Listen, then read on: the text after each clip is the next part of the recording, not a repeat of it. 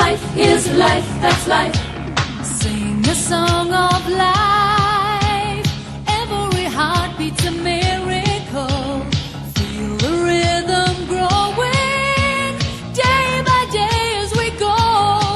Look inside, your body's humming with a million drums that are drumming.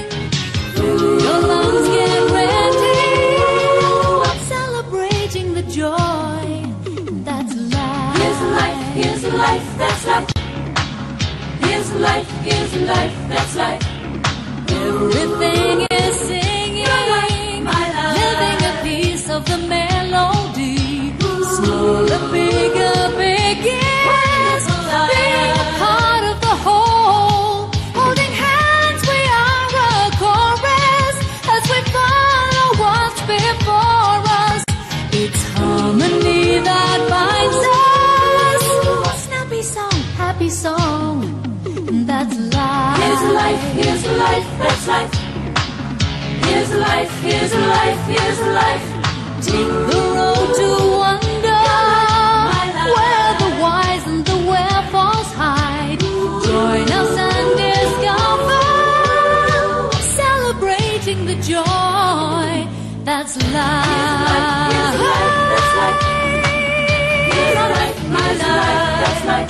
That's life. Here's life, here's life, that's life. Here's life, here's life, that's life. Here's life, here's life.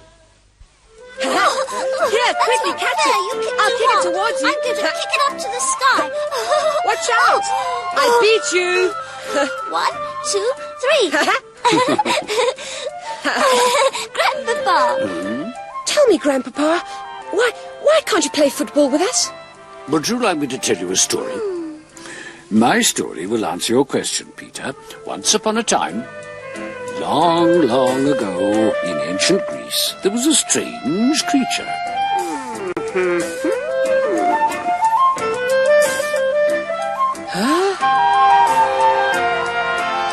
I've never seen a beast like you before. A mixture of woman, lion, and eagle. What's your name? Take care, Oedipus. I am the one who asks the questions, and if you don't know the right answers, I shall eat you. I am the Sphinx. So that's who you are. Well, then ask me a riddle. You'll never eat me. Ha! What walks on 4 legs in the morning, 2 at noon, and 3 in the evening? An insect? A tortoise? A giraffe? No, that's not it. The stick. Well? A stick. It's a man, that's the answer. In the morning of his life, a baby crawls on all 4s. Then later he walks on 2 legs. And in the evening of his life, he walks with the help of a stick, a 3rd leg. That's right, isn't it?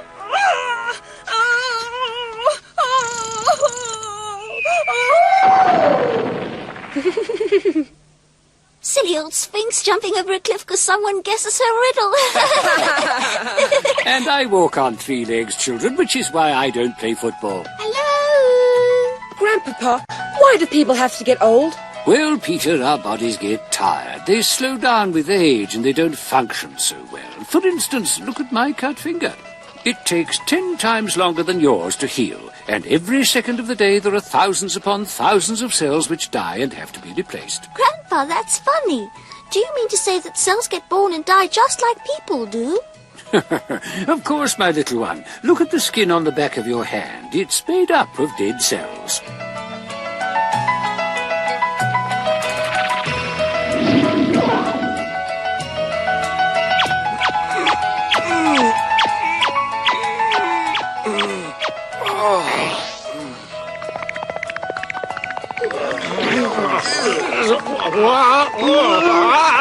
Excuse me. There's absolutely no need to be in such a tearing hurry, young man. Here.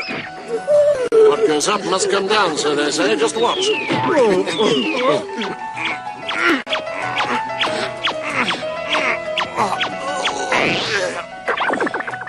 That's what they are, dead cells replaced from underneath. And that's why skin never wears out. It's always being renewed. Cells make your nails grow.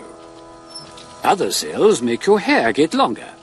And cells heal all your cuts and scratches too. Of course, I'm talking about cells that are doing their job properly. And there's a great deal going on inside your body, repairs and renovations you can't see, to say nothing of the battles to defeat invading germs. There's no doubt about it, we owe our cells a great deal. Cells cause growth. It's like a miracle. But Grandpa, if cells are always being replaced, then there's no reason for anyone to get old, is there? You've got a short memory, haven't you? Remember I once told you that cells work more slowly as time goes by? They take longer to divide, and nerve cells die in their thousands each day without ever being replaced.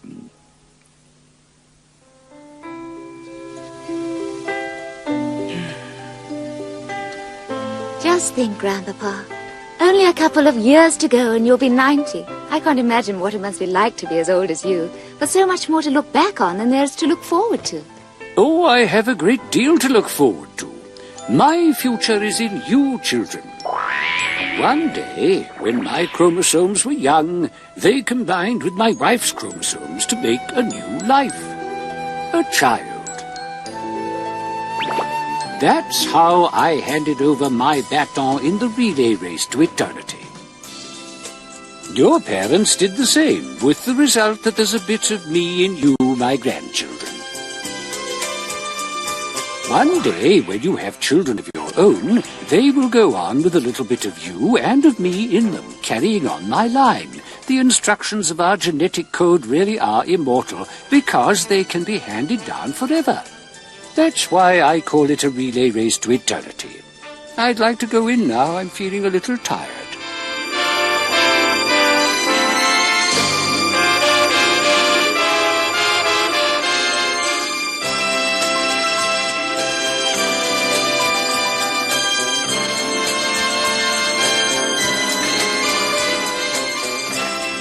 This is beyond repair. We can't go on patching it up any longer. You may as well put out an order for materials to build a new one. I'm not doing it. But why ever not, for heaven's sake? Now look, he's a U and you're an A, so you're supposed to match up, aren't you? I refuse to join up with him. How do I know where he's been? Why can't you be reasonable?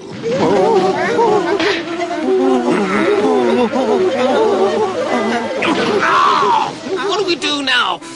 This ribosome decided to go in the blink, just when they're screaming for protein. Well, tough luck. I'm surprised. The whole thing hasn't blown up long before now anyway. The cell's going from bad to worse. Look what's happening, Chief. Things keep breaking down. Shouldn't we try to mend them or something? It's serious. What do you expect? We're getting old. We all succumb to old age in the end, you know. Even cells wear out eventually, the defense system too. No one's immune to old age.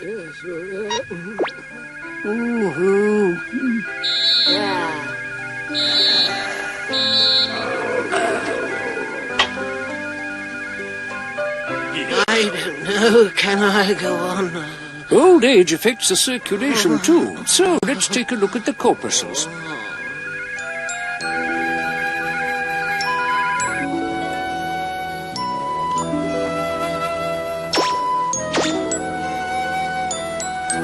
Look, old Professor Globus has called it a day.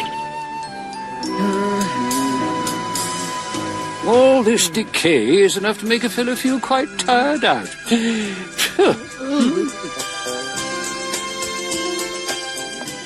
Daddy? Daddy, wake up. The children have come to pay you a little visit.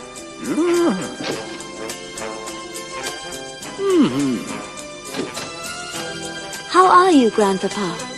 I could be better. Can't expect much at my age. I'm asleep most of the time, but I don't feel sad in the least, you know. When my time comes, I'll go in peace, because I know that I'll go on living in you, my descendants. Do you know that you get the shape of your nose or the color of your eyes from me? That's my legacy to you, in the shape of your chromosomes. Yes. Why should I be sad? I shall live on in all of your personalities. There's a bit of me in each of you.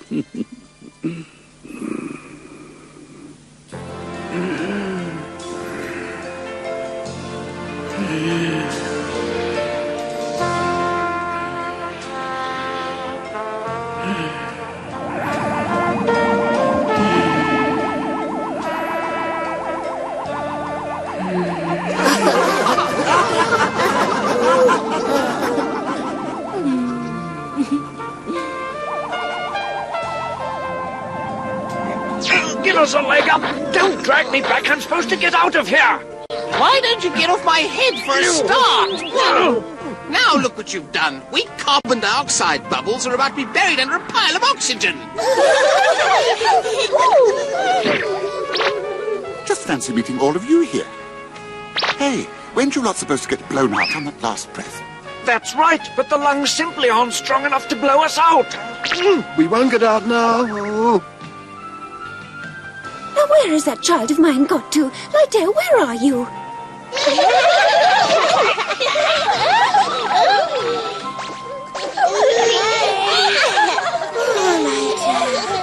Oops. Poor old Hemo. You really detest carbon dioxide, don't you? And yet you just can't get rid of it. It seems such a shame. Even the heart is slowing down.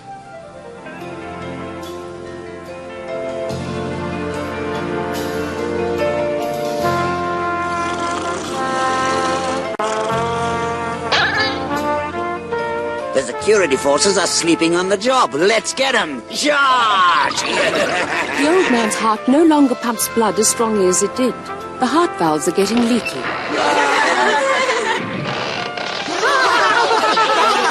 The power station of the heart can no longer keep up a healthy pulse rate. Oh dear, 50 beats per minute. That's far too slow, oh dear.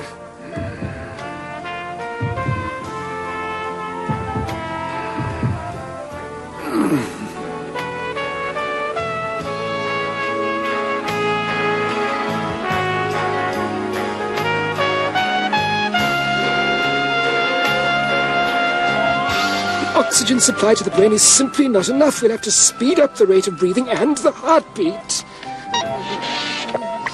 Hurry, this is urgent.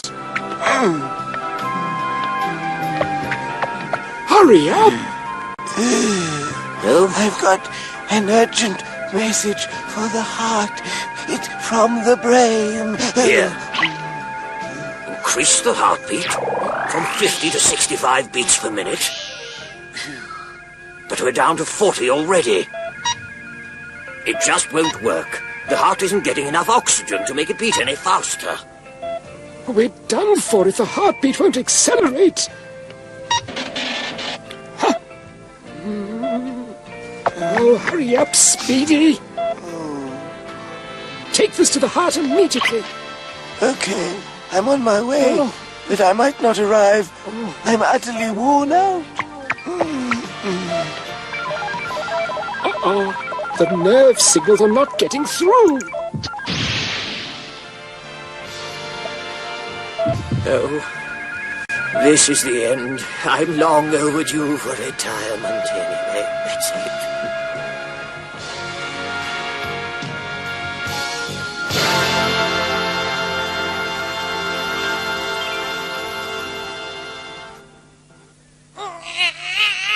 And it's a boy.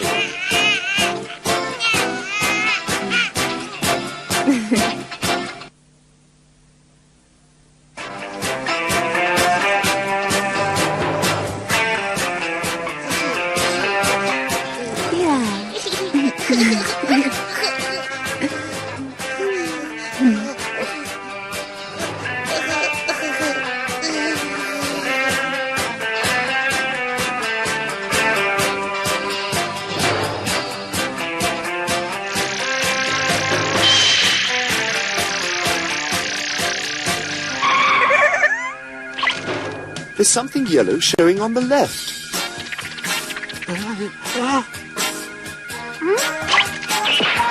Something vaguely red somewhere on the left. Sort of red, sort of on the left. I can't use information like that. It's far too vague. I require much, much more precision in sensory data. Well, pass on the signals anyway. They'll learn in time.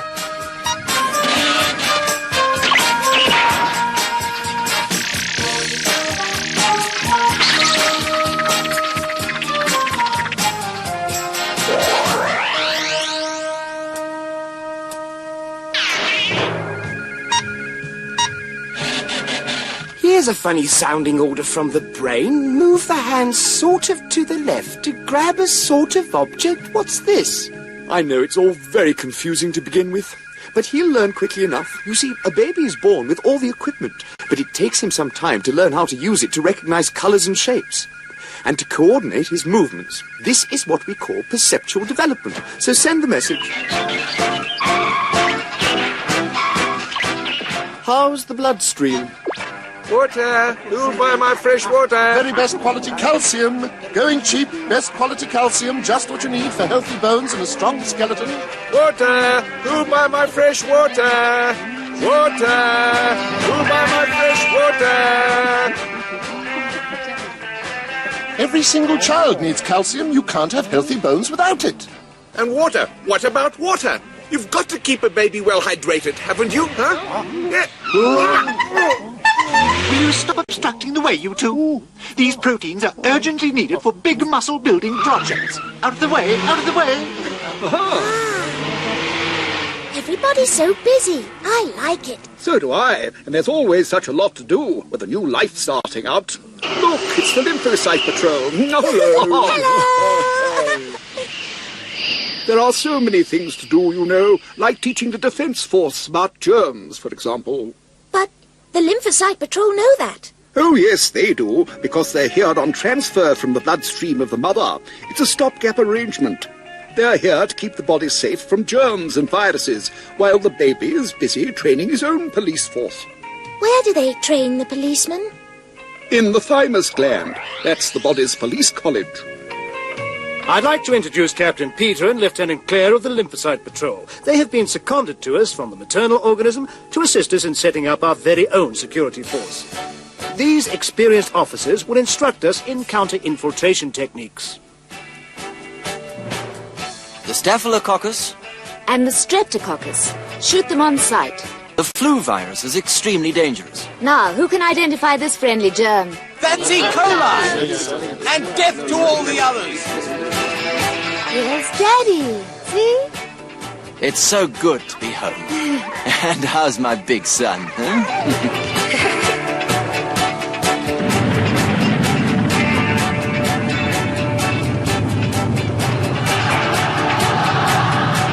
Dad, I want to be an astronaut when I grow older.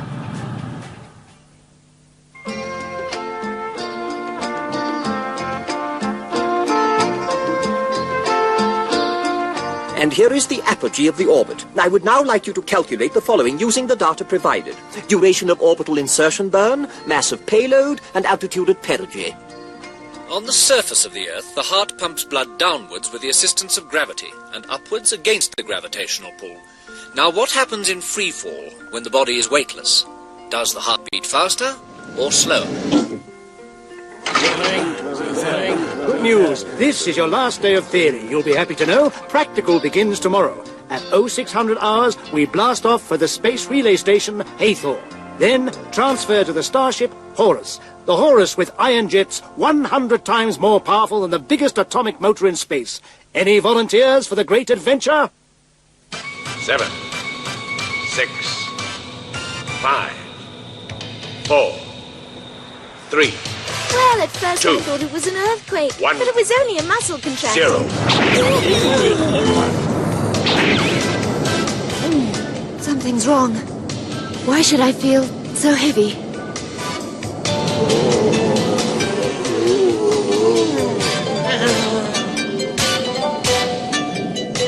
Now, why do we all suddenly weigh a ton?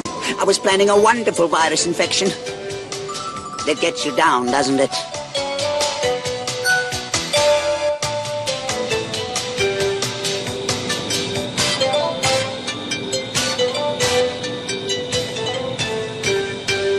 Normal atmospheric pressure is now restored in the cabin. Exercise caution in releasing straps, as we shall shortly be in zero gravity. When the motor stops burning, we shall be in orbit. Cutting thrust to 0, now!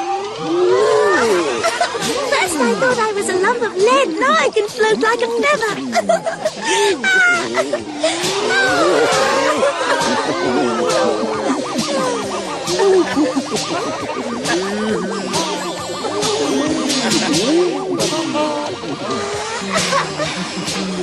What's the meaning of this, Professor? Why are we flying? I'll hazard a guess. The law of gravity has been repealed. I enjoy life without the law of gravity. It's really fun.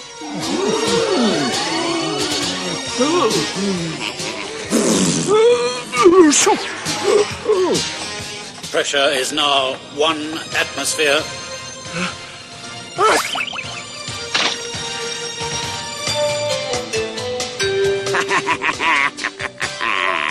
Well, we've made a good beginning, chaps. We're going to take over the space shuttle, and no mistake.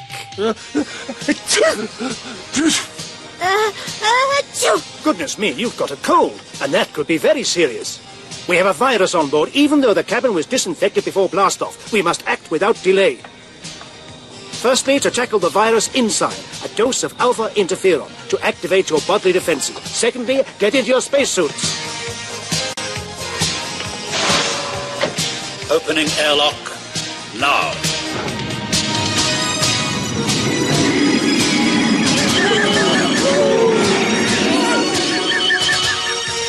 Disinfection completed. Air pressure is restored to 1 atmosphere.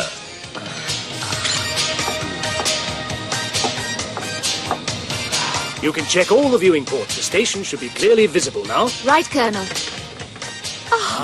Look at that. There she is. Isn't that fantastic?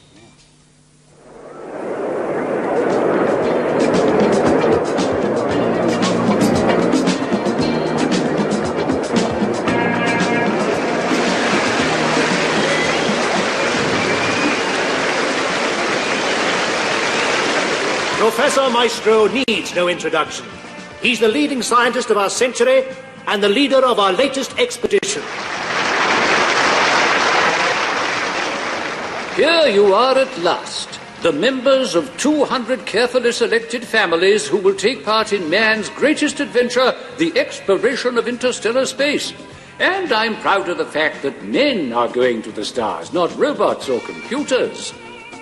In the early years of the 21st century, there were great strides made in the field of genetic engineering.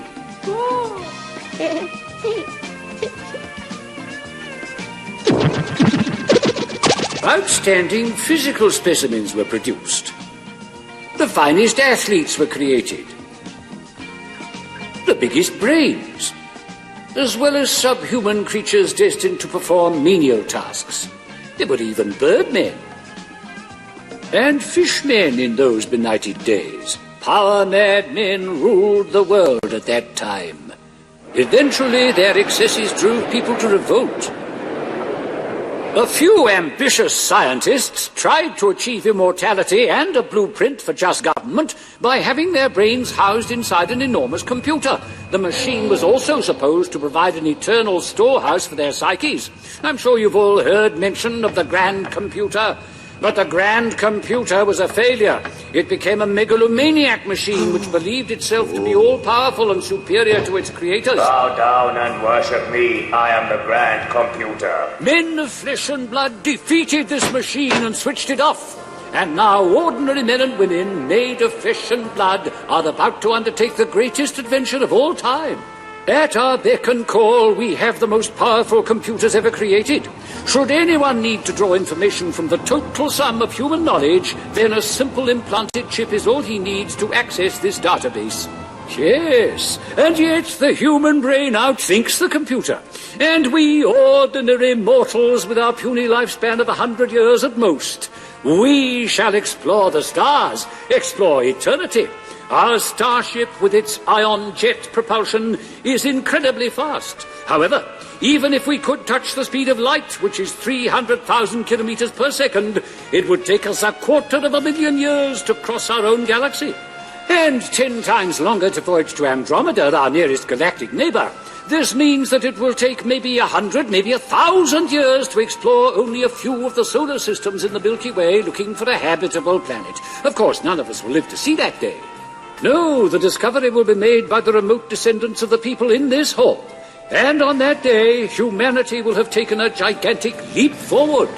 Eventually, stately spaceliners will link Earth to her new colony. On that day, our species shall become the leading light of the space lanes. And on that distant day, lost to us in the furthest reaches of the future, the day when our children set foot on a new planet, we shall be with them.